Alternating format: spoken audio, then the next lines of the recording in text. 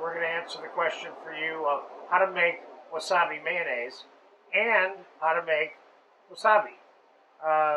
Wasabi, of course, is a green horseradish root from Japan that is dehydrated, manufactured, and distributed everywhere in the world. And it's a powder that we add a little bit of water to make that hot, spicy, green little paste that we see everywhere in sushi bars. What I have here is the version that we buy, which is fairly large, but it's all the same. And I'm going to show you exactly how it's made now. And then after we make the wasabi, we'll make a little bit of wasabi mayonnaise.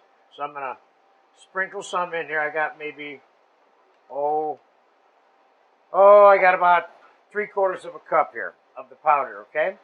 I'm going to use my fingers to mix this because it's a little bit more thorough. So we're going to add a little bit of water to it. You got to be careful how much water you add to it because it doesn't take that much. You don't want to add too much. See how it's coming together now? And just a pinch more water. Be careful how much water you put in here because then you got to add more powder to it. There you go. It's starting to come together completely now. And we have a ball of wasabi paste now, see? And what we're going to do is, I'll put some on a plate here. You can make this as strong as you want it. Depends how hot you want it to be. Of course, you understand this is horseradish root. It's concentrated. It's a lot hotter than American white horseradish root. And I will tell you that the roots look the same, the horseradish root and the wasabi horseradish root, except one's green and one's white, okay? So let's do this. Let's take a little bit less of this. Let me rinse my fingers off here.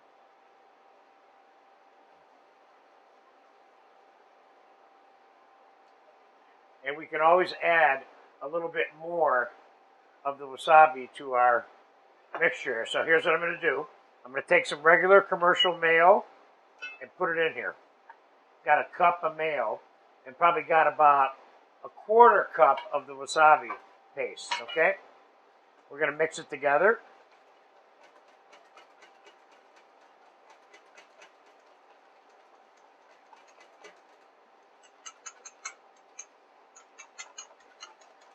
Now you can do this in a food processor also, which I do often here at the restaurant.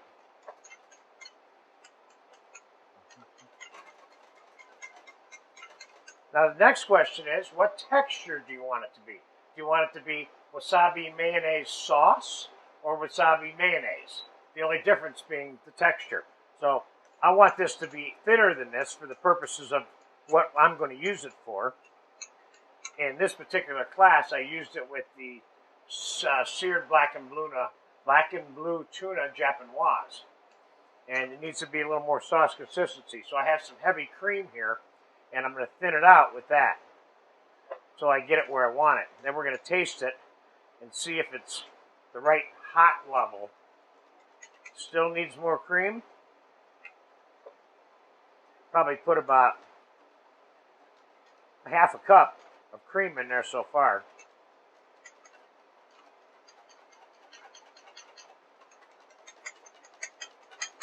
Okay, that looks pretty smooth. Let's just give it a taste real quick.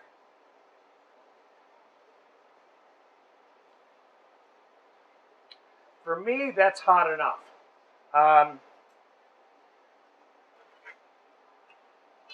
Now, it still could take a little bit of cream. Still got a few nodules of whole wasabi in here, and that's not the end of the world. Or I can just sit here and mix it till they're all gone. Either way, but I think either way, it'll work fine. One more little dot of cream here, so we probably ended up with about a cup of cream in here.